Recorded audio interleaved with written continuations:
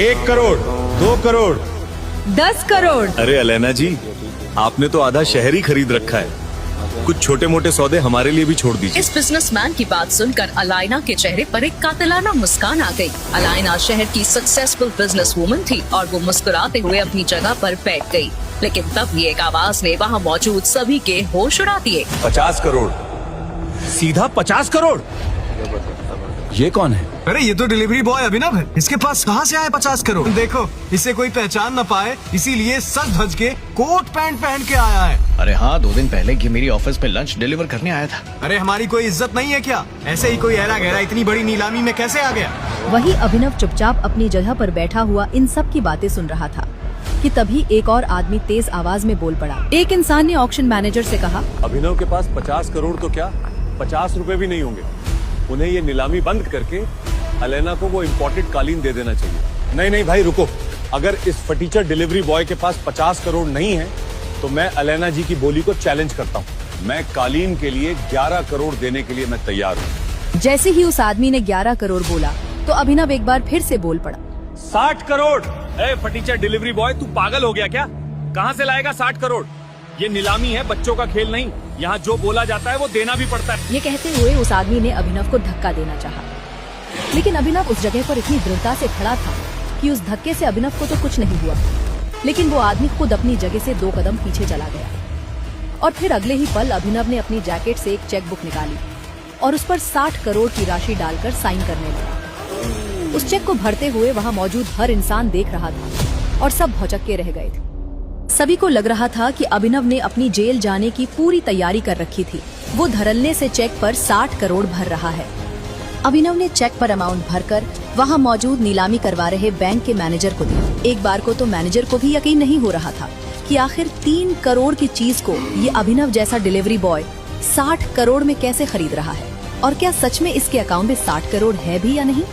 Manager ने थोड़ी देर तक उस चेक की जाँच पड़ताल की और जब उसने ऑनलाइन बैंक अकाउंट में बैलेंस देखा तो उसके होश ही उड़ गए। इसके बाद मैनेजर खड़ा हुआ और माइक पर बोला, ये नीलामी यही समाप्त की जाती है और ये विशेष इम्पोर्टेड कालीन 60 करोड़ रुपए में अभिनव जी को दी जाती है। जैसे ही मैनेजर ने माइक से अनाउंसमेंट किया तो वहाँ बैठे सब लोगों की आंखें फटी की फटी रह गई। सबसे पीछे खड़ी एक बहुत ही खूबसूरत लड़की मिस अलैना, जिन्होंने 10 करोड़ की बोली लगाई थी, उनके पास किसी का कॉल आया। हेलो, वो इम्पोर्टेड कालीन आपको मिल गई? कोई अभिनव करके कोई डिलीवरी बॉय है जिसने 60 करोड़ की बोली लगाई है।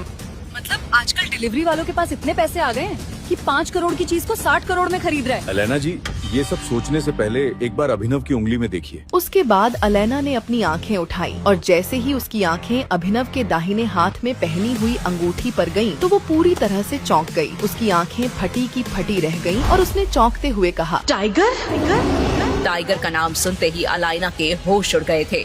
क्या है टाइगर नाम की सच्चाई? कैसे एक डिलीवरी बॉय के अकाउंट में आए 800 करोड़? क्या है अभिनव का राज? अगर वो इतना पावरफुल है तो क्यों रह रहा है दुनिया के सामने डिलीवरी बॉय बनकर? इन सब सवालों ने इंस्पेक्टर का दिमाग घुमा दिया था। ये वीडियो उसे एक अनजान लड़की ने भेजा था, पर इसके पहले 2 अलग अलग जासूसों ने भी इंस्पेक्टर को अभिनव के बारे में कुछ बताया था। उसे पहले जासूस की बताई कहानी याद करने की कोशिश की। रुक जाओ, वो रेस्टोरेंट हम गरीबों के लिए नहीं है अभिनव। एक बार मेरे कपड़े तो देखो, रोड पे कटोरा पका के भीख मांगने वाली लग रही हूँ। और जरा उस रेस्टोरेंट में खाना खाने वाले अमीरों को देखो, उनमें और हम में जमीन आसमान का फर्क है। नहीं वैभवी, तुम बहुत सुंदर लग रही हो। वैभवी ने आगे कहा कि वो शहर का सबसे महंगा रेस्टोरेंट है। उनकी औकात वहाँ पानी पीने की भी नहीं। अभिनव ने कहा कि उसने वैभवी के जन्मदिन के लिए पहले से ही बचत करके रखी थी। वैभवी ने कहा कि अभिनव ने काफी मेहनत से ये पैसे कमाए थे और वो एक ही दिन में उसे ये सारे पैसे नहीं उड़ाने देगी। अभिनव ने कहा कि वो सब संभाल लेगा। इतना कहकर अभिनव उस मेगा रेस्टोरेंट के अंदर चला गया। वैभवी अभिनव को रोकने के लिए उसके पीछे पीछे भागी और जल्दी जल्दी में एक अमीर आदमी से टकरा गई और उस अमीर आदमी के महंगे सूट पर वाइन गिर गई। Sorry sir. अंधी हो क्या? इस गंवार को अंदर किसने आने दिया? इस सूट की कीमत भी पता है तुझे? 30 लाख का सूट है ये। आई एम सॉरी, मुझसे गलती हो गई। मैं इसी वक्त यहाँ से चली जाती हूँ। तुम्हें क्या लगता है मैं तुम्हें इतनी आसानी से यहाँ से जाने दूंगा?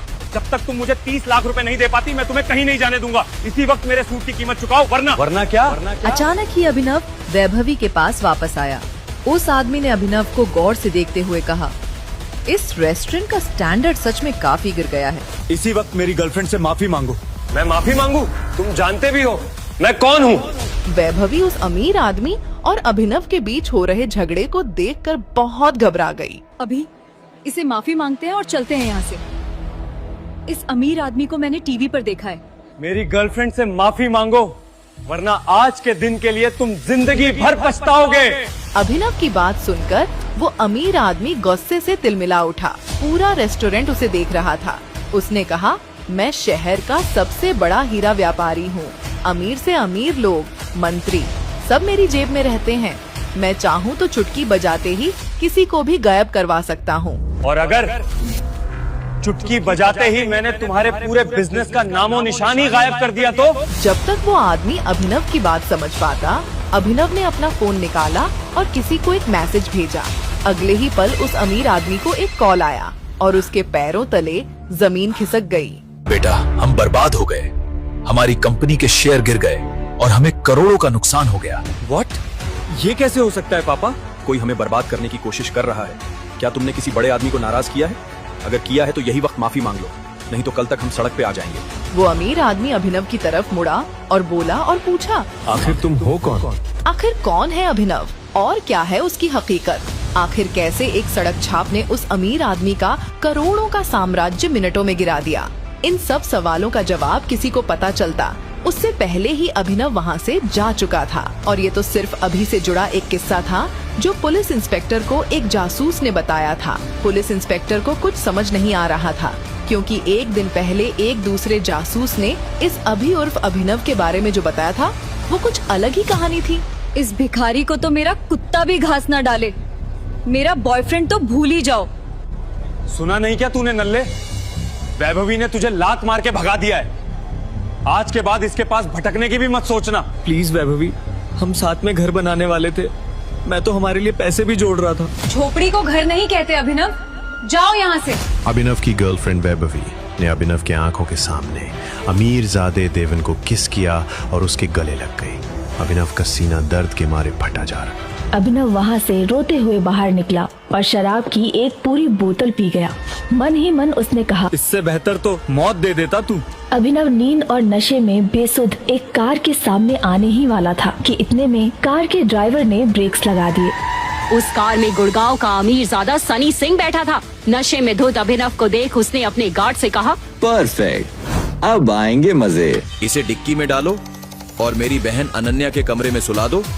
इसका पैंट उतारना मत भूलना। मगर बॉस, ये आदमी जैसा कहा है वैसा ही करना। और हाँ, दादाजी को क्या कहना है याद है ना? अभिनव की जब आंख खुली तो उसके चारों ओर बंदूकें ताने आदमी खड़े थे। वो एक आलीशान महल जैसे कमरे में था। उसके बगल में एक कोमल लड़की बैठकर रो रही थी। सामने 6 फीट लंबा चौड़ा आदमी अभिनव को गुस्से में देखते हुए कहा, अनन्या, ये शराबी हरामखोर है तुम्हारी पसंद? दादाजी मेरा यकीन मानिए, मैं नहीं जानती इसे। मुझे नहीं पता ये मेरे कमरे में कैसे आया। हमारे बीच कुछ भी नहीं हुआ। हिसाब से ज्यादा छूट देने पे लड़कियां बिगड़ जाती हैं। चुप करो सन्नी। अनन्या, तुम्हें तो इस घर के नियम बखूबी याद है ना? आज से ये हमारा दामाद हुआ। तुमने नियम तोड़े तो तुम्हारे हिस्सों में आई कंपनी सनी के नाम हो जाएगी। इससे ऐसा सलूक करो कि इसे अपनी हर गलती याद आ जाए। हाथों हाथ जबरदस्ती अभिनव और अनन्या को कोर्ट रजिस्ट्रार के सामने पेश करवा शादी करा दी गई। अभिनव एक मामूली डिलीवरी बॉय, अब सिर पर तनी बंदूकों के सामने वो कुछ भी बोलने की हालत में नहीं था। शादी होते ही दादाजी ने अपने गार्ड से कहा, और आज शाम को इसे अकरम की पार्टी में लेकर आए।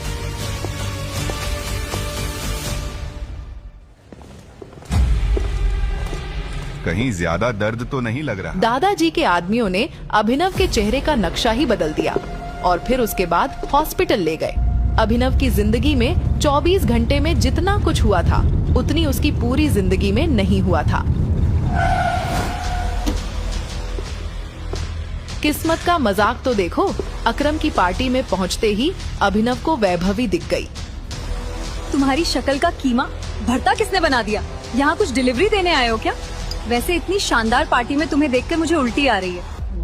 वैभवी अपने मुंह से कुछ और आग उगलती उसके पहले ही अभिनव के पीछे से एक लड़की आई और उसने अभिनव की गाल पर किस करते हुए कहा, बेबी तुम्हें दादाजी बुला रहे हैं। वो लड़की कोई और नहीं अनन्या थी। अनन्या का इतना प्यारा इशारा देख अभिनव चौंक गया। उसे अपने कानों पर भरोसा नहीं हो रहा था। वो कुछ सवाल करता उसके पहले ही अनन्या धीरे से बोली, मेरी मजबूरी थी, ज्यादा खुश होने की जरूरत नहीं है। मेरी कंपनी के निवेशक इस पार्टी में है और उन्हें हमारी शादी के बारे में पता है। अभिनव अनन्या से हाथ छुड़ाकर दूर जाने को हुआ। इतने में सामने से 2 इन्वेस्टर्स आ गए। अभिनव ने जब हाथ मिलाने को आगे बढ़ाया तो एक इन्वेस्टर अभिनव के हाथ में पहनी हरा पन्ना लगे सोने की अंगूठी देख वहीं रुक गया और बोला, ये नहीं हो सकता, इट्स इम्पॉसिबल।